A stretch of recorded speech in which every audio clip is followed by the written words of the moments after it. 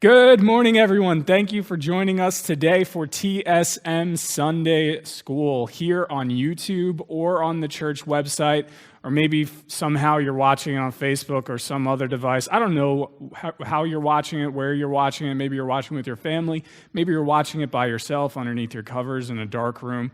I don't really care as long as you are watching it. But thank you guys for joining me today on this beautiful, I'm just going to go ahead and say that it is a beautiful Sunday morning.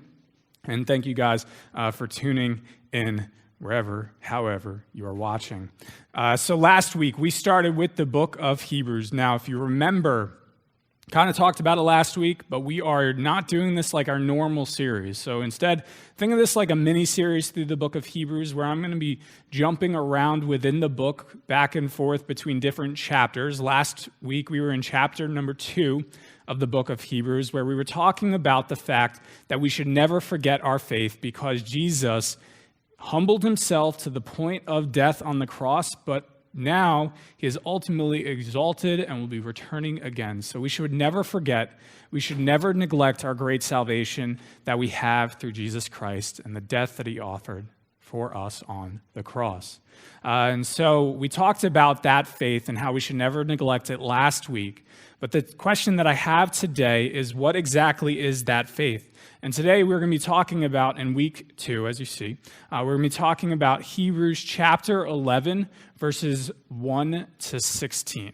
And so if you know anything about Hebrews chapter 11, it's known as the Great Hall of Fame for the Faith within our Bible. And as we're going to see, there are a different number of great believers listed throughout this chapter who have had great faith. And we're going to talk about those examples in a little bit. But first, I want to start off with, what is faith? The question that I have today is, what is faith? And hopefully by the end of this, you will have that question answered. Well, in Hebrews 11, it talks about that, starting in verses 1 to 3. Now, faith is the substance of things hoped for, the evidence of things not seen. For by it the elders obtained a good testimony. By faith, we understand that the worlds were framed by the word of God, so that the things which are seen were not made of things which are visible. And so what we see is faith is kind of broken down into 2 parts there. And part 1 is that faith is patiently waiting while we are alive. It is waiting while we are alive. We understand through faith that something better for us than this life is coming. Now, as we understand it in Christianity, our faith is the fact that Jesus Christ is going to return and we are going to spend an eternity with him.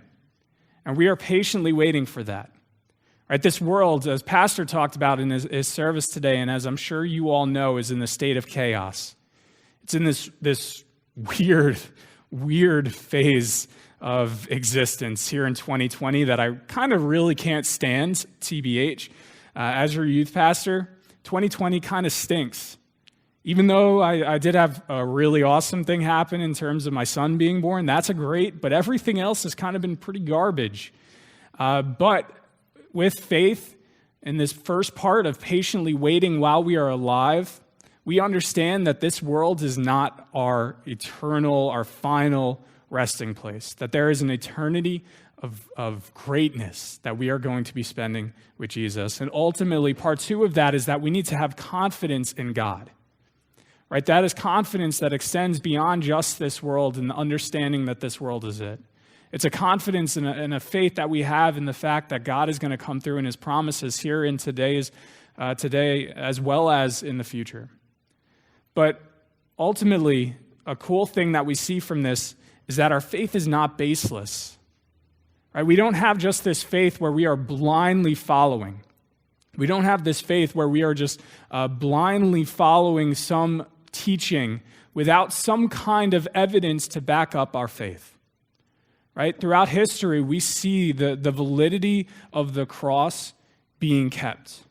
We see the fact that it is undeniable that Jesus lived and that he died on the cross. Right? There are people who dedicate their entire lives to tearing that fact down.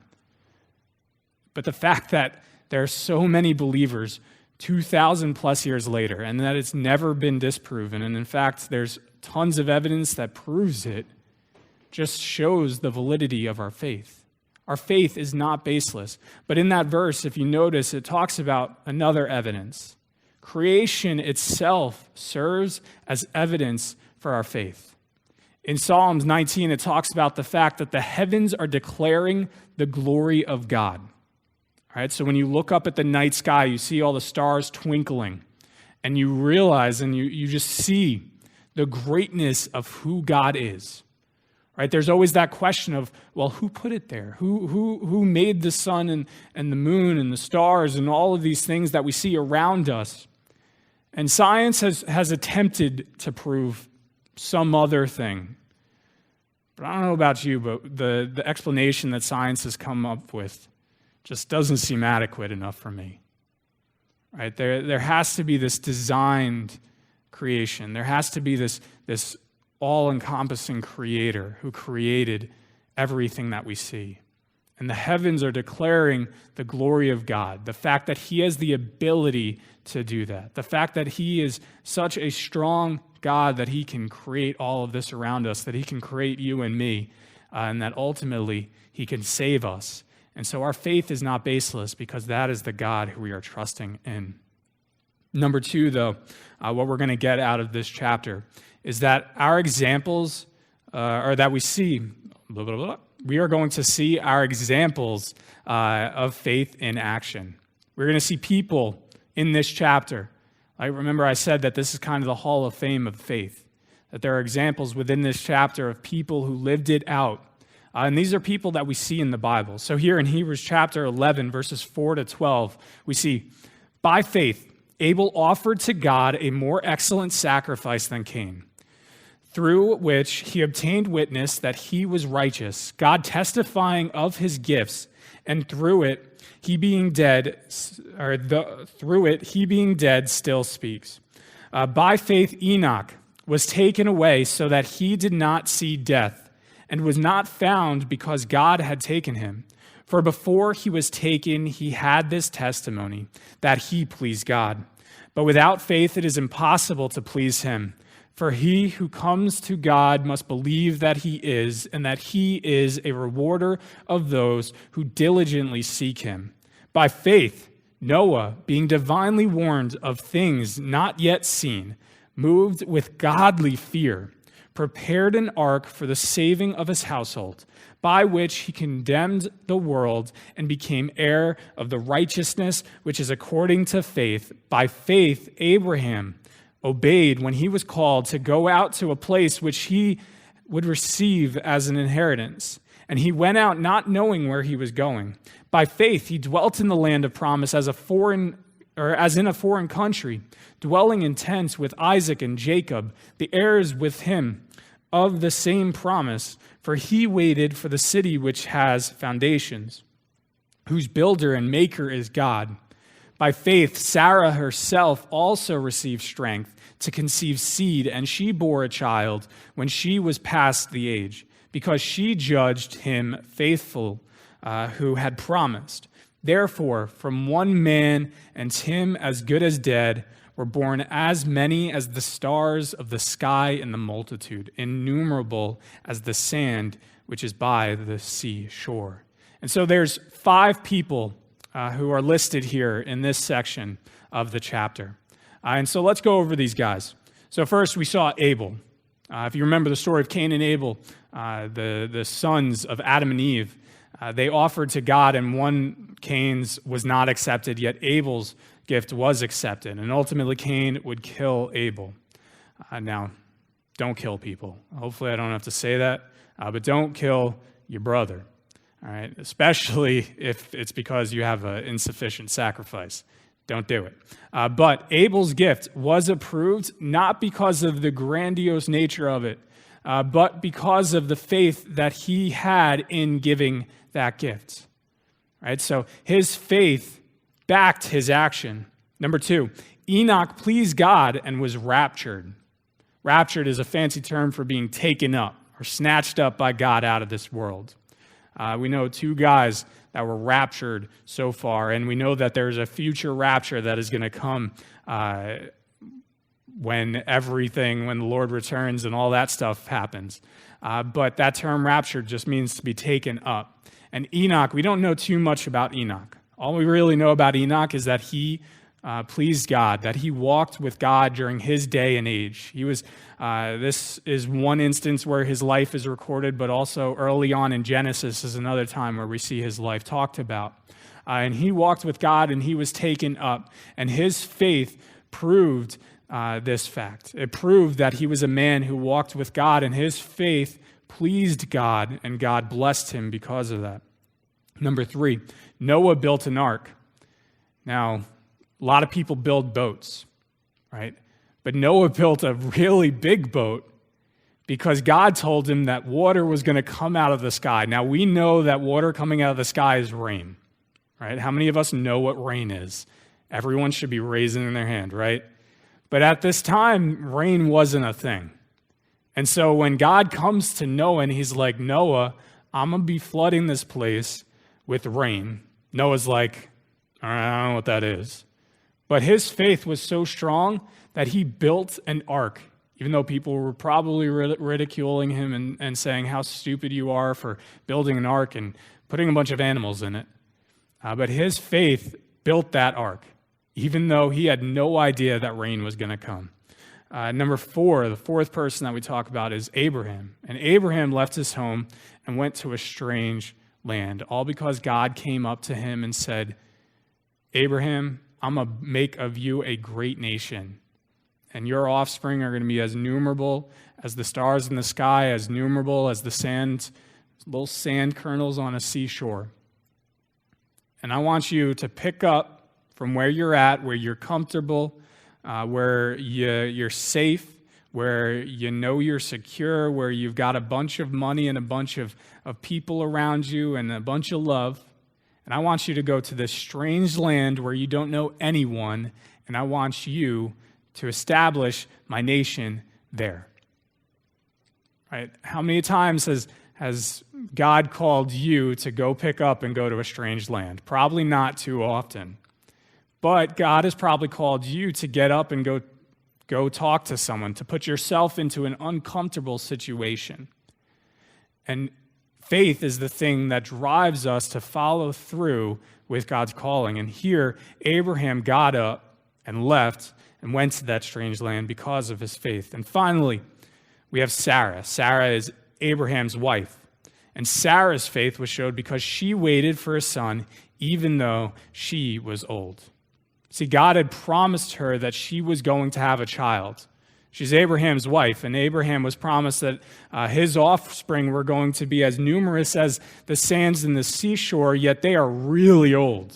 I'm talking about like 90 years old. And they had not had a child yet together.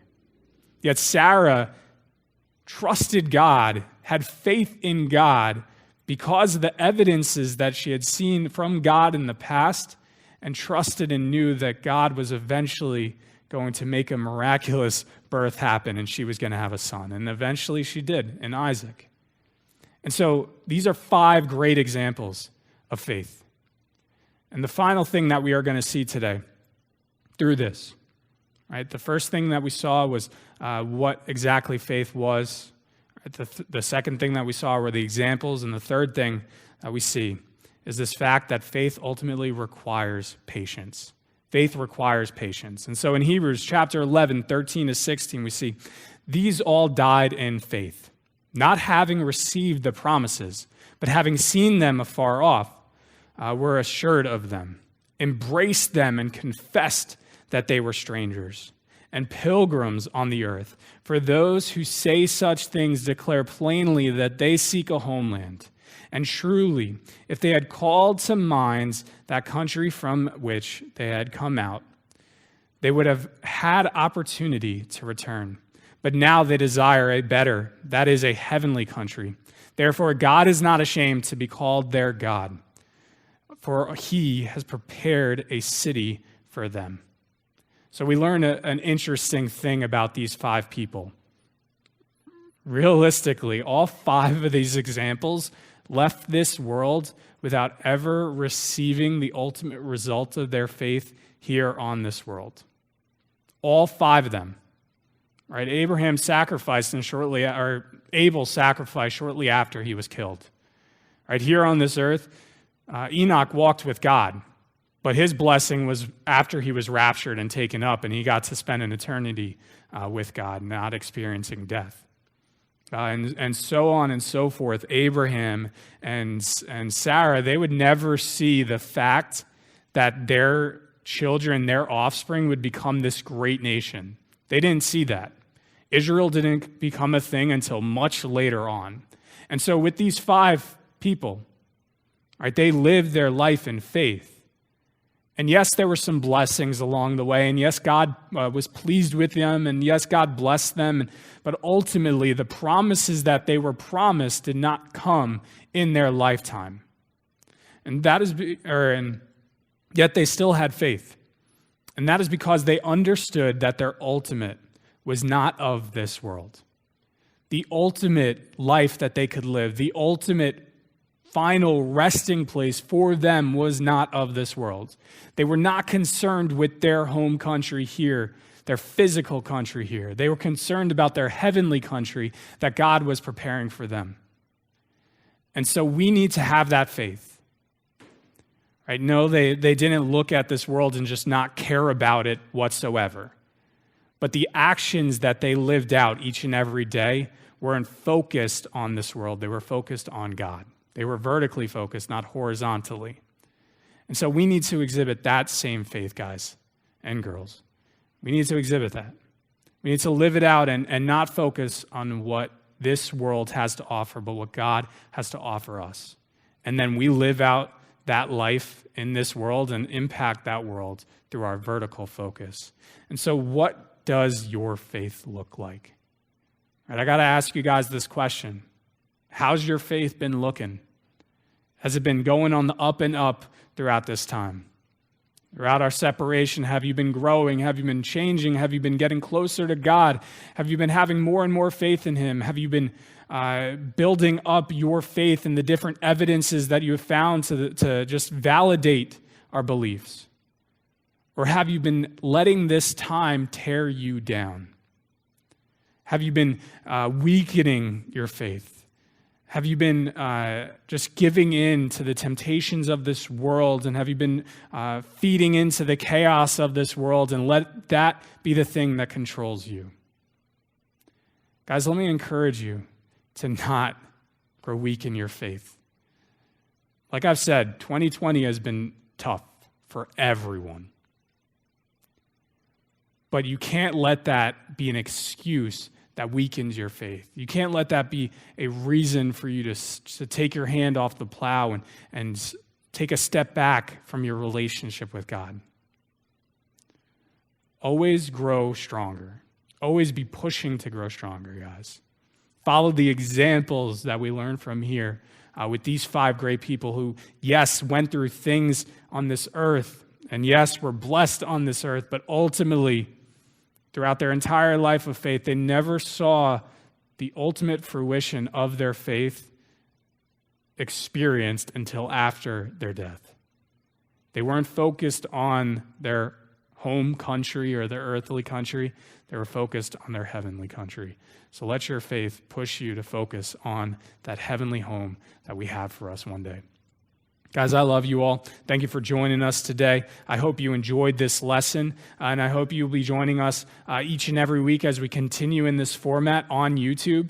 You know, maybe one day when we all meeting together, maybe I'll still record our Sunday school lessons. Maybe I'll still be posting to YouTube. I don't know.